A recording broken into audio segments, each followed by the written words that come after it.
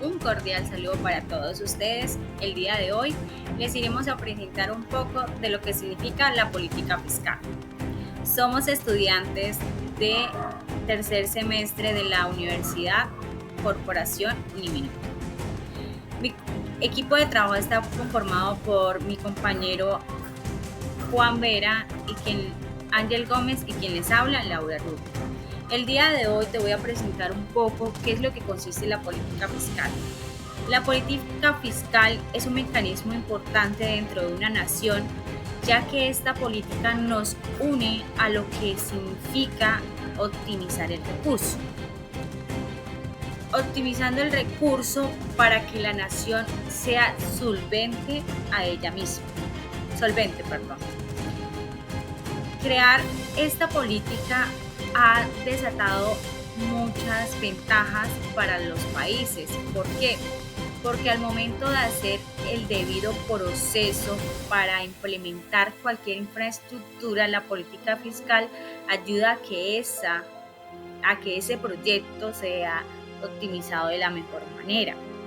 Sus objetivos principales siempre son entablar económicamente para que la nación o el país esté en una buena calidad de vida, que la inflación no suba y que el desempleo baje su tasa como tal, para que los habitantes se sientan de una mejor manera bien. Tratando de definir de mejor manera lo que es la política fiscal, tenemos tres cosas importantes, que son impuestos, gastos públicos y transferencias. ¿Cómo podemos definir esto? Toda persona, como desde nosotros mismos, toda persona necesita un ingreso, un gasto y una transferencia, que es lo central, lo primordial, lo equivalente. ¿Cómo lo definíamos en la política fiscal? El impuesto son todas aquellas cosas que nos entran en lo que se paga con el IVA, lo que se cancela con los aranceles, lo que se cancela con cualquier subsistencia que maneje el gobierno. El gasto público son todas esas cosas que lo vemos como gratis, pero a la vez no lo es. Porque si vemos como gratis la salud, la educación, entonces eso es algo que realmente es una inversión que hace el gobierno para que las personas se vayan preparando para hacia el futuro, preparándose para ser unos buenos y mejores empleados. Y las transferencias se dan en los subsidios de vivienda o los subsidios que se puedan transferir en ayudas sociales. A continuación, mis compañeros les irán a retomar lo que sale de la política fiscal, que son tres pautas muy importantes y que espero que les siga gustando. Dando continuidad a lo expuesto por la compañera Laura, continuamos con los tipos de políticas fiscales. Entre los tipos de políticas fiscales encontramos la política fiscal expansiva, la política fiscal contractiva y la política fiscal neutra. Pero mi compañero Juan les explicará más adelante de este tema. También entre las políticas fiscales nos encontramos con las limitaciones de la política fiscal. Entre estas limitaciones de la política fiscal nos encontramos con los retrasos. Los retrasos no son más que resistencias políticas en un mecanismo de lucha política y de defensa. ¿Sí? Es una acción en movimiento y al mismo tiempo es un escenario de paz, de oposición y propuestas sin violencia. Entonces tenemos los ejemplos, entre ellos está las reformas, está el ajuste de los gastos. Pueden ser difíciles de implementar porque pues es de conocimiento que existe la posición y la oposición. Entonces puede ser que la propuesta venga de una parte o venga de otra y no estén todos de acuerdo. Entonces eso genera retrasos. Eso también pasa pues por los diferentes grupos políticos y también por los diferentes grupos interesados, como por ejemplo los votantes, los empresarios y los sindicatos. Dentro de los límites de la limitaciones de la política fiscal también se encuentra el déficit, que el déficit en Colombia ha experimentado un incremento preocupante. En el 2024, en el año pasado, alcanzó el 5.6% del PIB, lo que representa un aumento del 1.3% a diferencia del 2023. Este déficit se sitúa en el límite de la regla fiscal. ¿Qué es lo de la regla fiscal? Es como una normativa que está diseñada para mantener la sostenibilidad fiscal del país. Esto ha llevado al deterioro del balance fiscal, se atribuye a un menor recaudo tributario y a un elevado gasto en intereses, producto de la acumulación de la deuda desde el inicio, desde la pandemia. Pues todos sabemos que la pandemia generó un gasto que no estaba presupuestado en la salud y en muchos ámbitos, porque pues el país tuvo que implementar proyectos que no estaban preparados para esa magnitud de situación que se presentó en ese momento. Más sin embargo, el equipo técnico del Ministerio de Hacienda proyecta que el gasto en intereses se mantendrá en un 4.7% del PIB, tanto en el año pasado como en este año 2025, lo que subraya la urgencia de implementar medidas para frenar este aumento. Porque si sigue aumentando, pues vamos a tener una deuda más alta. El gobierno ha presupuestado el recorte presupuestal para poder pues tener como un aporte para los intereses que se han venido generando.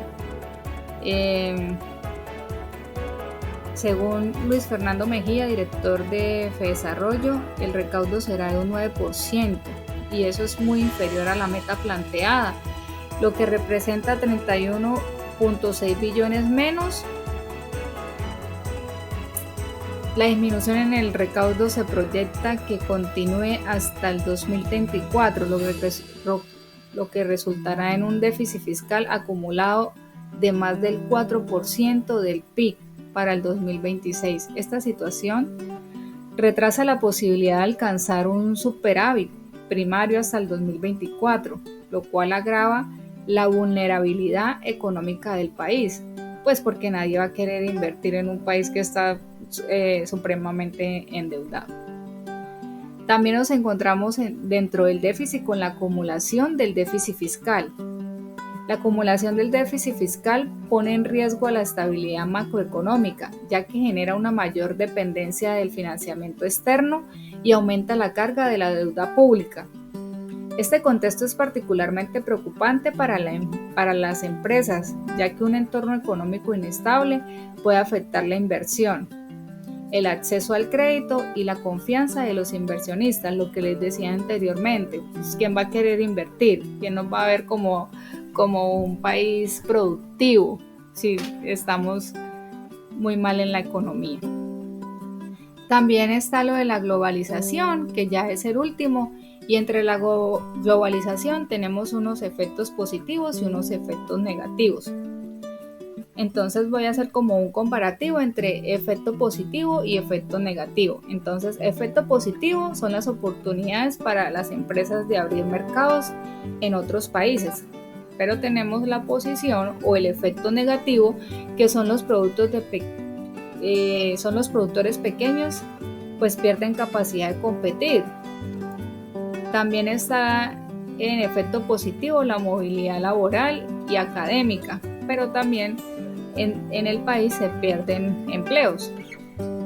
La inversión extranjera. Entonces, en la inversión extranjera, que es un efecto positivo, El efecto negativo es que se generan monopolios, entonces no vamos a poder nosotros, sino ya el país extranjero es el que decide. La mayor oferta de productos, bienes y servicios que mejoran la calidad de vida.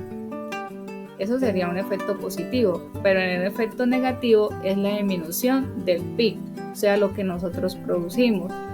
Entonces eso como trae cosas buenas, como también trae cosas malas. El desarrollo tecnológico a gran escala, mayor cobertura en telecomunicaciones.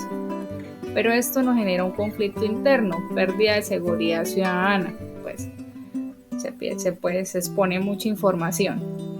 El Estado inicia procesos de descentralización del poder y modernización de los procesos administrativos en las entidades públicas. Pero esto nos dejaría un efecto negativo porque aumenta el poder del Banco Mundial, del Fondo Monetario Internacional.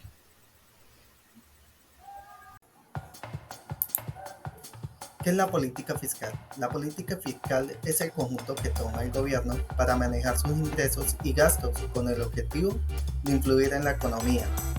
Entre otras palabras, es como el Estado administra el dinero que recauda, principalmente a través de impuestos, y cómo lo gasta para estimular o frenar la actividad económica. Dependiendo de la situación económica, el gobierno puede aplicar a una política fiscal expansiva o una política fiscal contractiva. Las podemos ver como cuando la economía en recesión de crecimiento es muy lento, el gobierno puede aplicar a una política fiscal expansiva. ¿Qué significa esto?